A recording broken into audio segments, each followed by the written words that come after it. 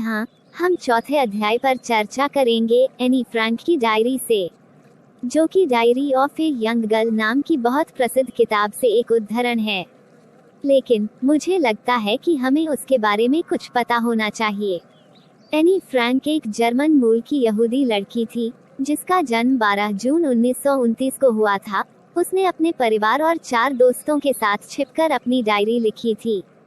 यह डायरी उनके माता पिता ने उनके 13वें जन्मदिन पर उन्हें उपहार में दी थी, इसलिए इसमें 12 जून 1948 से उनके जीवन की घटनाएं शामिल हैं। अंतिम प्रविष्टि जो वह डाल सकती थी वह 1 अगस्त 1944 की थी, जिस तारीख को उन्हें एकाग्रता शिविर में भेजा गया था। साथ ही वह स्थान जहां एनी, उसकी बड़ी बहन और उसकी मां की मृत्यु हुई थी। मेरे जैसे व्यक्ति के लिए डायरी में लिखना वाकई एक अजीब अनुभव है। केवल इसलिए नहीं कि मैंने पहले कभी कुछ नहीं लिखा, बल्कि इसलिए भी कि मुझे लगता है कि संगीत में किसकी दिलचस्पी होगी। ओह ठीक है, कोई बात नहीं। मुझे लिखने का मन करता है और मुझे अपनी छाती से हर तरह की चीजें निकालने की और भी अधिक आवश्यकता है। मुझे लगता है कि पेपर में लोगों की तुलना में अधिक धैर्य था। हाँ, कागज में अधिक धैर्य होता है, और चूंकि मैं किसी और को इस कठोर समर्थित नोटबुक को पढ़ने की योजना नहीं बना रहा हूँ, भव्य रूप से जिसे डायरी कहा जाता है, जब तक मुझे कभी कोई सच्चा दोस्त न मिल जाए, शायद इससे कोई फर्क नहीं पड़ेगा। मेरा दोस्त है और मैं इसे किट्टी कहने जा रहा हूँ। अब मैं उस बिंदु पर वापस आता हूँ जिसने मुझे सबसे पहले एक डायरी रखने के लिए प्रेरित किया। मेरा कोई दोस्त नहीं है। मैं इसे और स्पष्ट रूप से बता दूं, क्योंकि कोई भी इस बात पर विश्वास नहीं करेगा कि एक 13 वर्षीय लड़की दुनिया में बिल्कुल अकेली है, और मैं नहीं हूँ। मेरे एक प्यारे माता पिता और एक 16 साल की बहन है, और लगभग 30 लोग हैं जिन्हें मैं दोस्त कह सकता हूँ। वह जो चाहती थी वह एक सच्चा दोस्त था जिसके साथ वह विश्वास कर सकती थी, व्यक्तिगत रूप से निजी तौर पर उस व्यक्ति को बताने के लिए जिस पर कोई भरोसा करता है।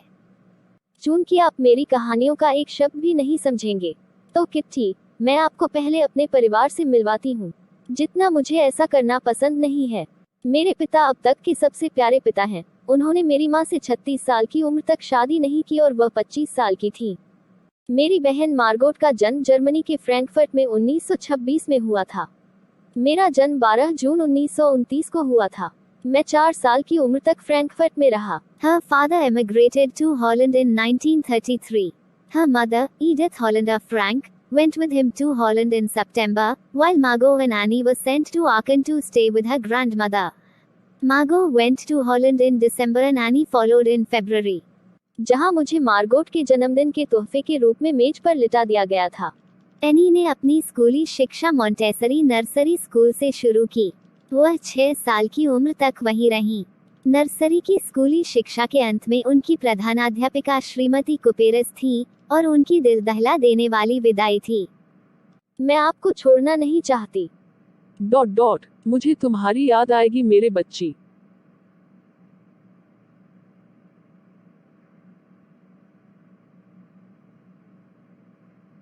उन्नीस 1941 की गर्मियों में एनी की दादी बीमार पड़ गईं और उनका ऑपरेशन करना पड़ा।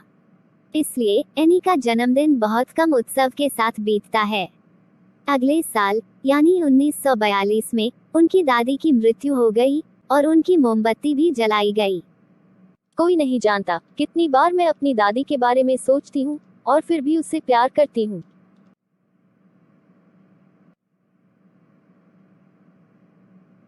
तुम पास हो जाओगे, चिंता मत करो। नहीं, मैं नहीं करूँगा। तुम अगली कक्षा में जाओगे। मैं शर्त लगाता हूँ कि मैं नहीं करूँगा।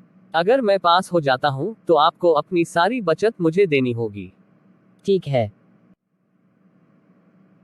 मुझे यकीन है कि हम पास हो जाएंगे, लेकिन मैं सिर्फ एक विषय के बारे में निश्चित नहीं हूँ जो कि गणित है।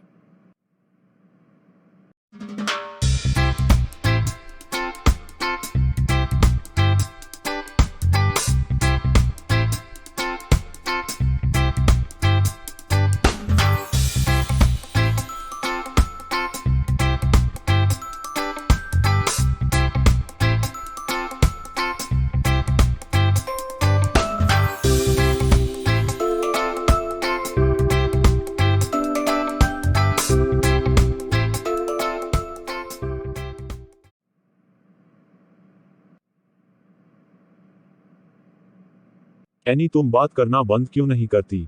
मैं आपको अतिरिक्त गृह कार्य सौंपने जा रहा हूँ। आपको ए चैटरबॉक्स विषय पर एक निबंध लिखना होगा। समझ लिया? शब्दों के बीच में कोई भी बड़ी बड़ी जगह छोड़ सकता है, लेकिन यह समय एक तर्क के साथ आने का है। बात करना छात्रों का गुण है, और यह कि मैं इसे नियंत्रण में रखने की पूरी कोशिश करूंगी, लेकिन मैं अपनी आदत से खुद को ठीक नहीं कर पाऊंगी, क्योंकि मेरी माँ भी उतना ही बात करती है जितना मैंने करती हूँ, शायद मुझसे भी अधिक।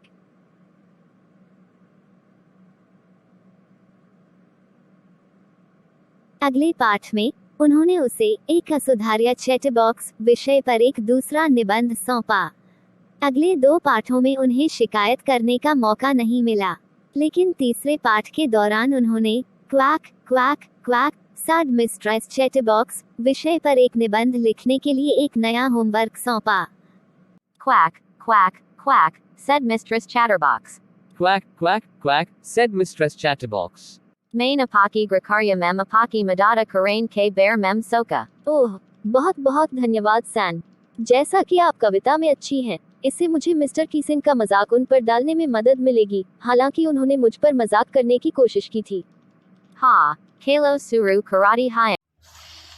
Once upon a time, there was a mother duck and 3 beautiful ducklings who lived in a lake ruled by a proud swan. Quack, quack, quack, said Mrs. Quackenbush to her brood. Quack, quack, quack, said the ducklings. Keep your voices down, roared the swan, his feathers all in a ruffle. Be quiet, or I'll bite you, and then you'll never quack again. This one was not a nice swan. He was a black swan, and all the other ducks in the lake were afraid of him. But not Mrs. Quackenbush.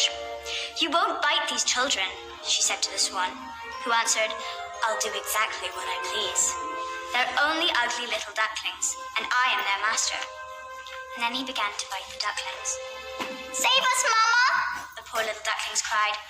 And then Mrs. Quackenbush began to quack. She quacked, and she quacked, and she quacked. Stop it! Stop that infernal quacking! Cried the swan, putting his wings over his ears. But Mrs. Quackenbush did not stop. Not until the black swan flew away, never to return. She gathered her ducklings around her, and together they swam off happily ever after, singing quack, quack, quack.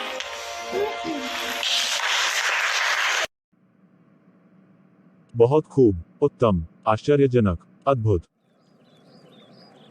तब से मुझे बात करने की इजाजत है, और मुझे कोई अतिरिक्त गृह कार्य नहीं दिया गया था। इसके विपरीत, मिस्टर कीसिंग आजकल हमेशा मजाक करते हैं। यह आश्चर्यजनक लगता है।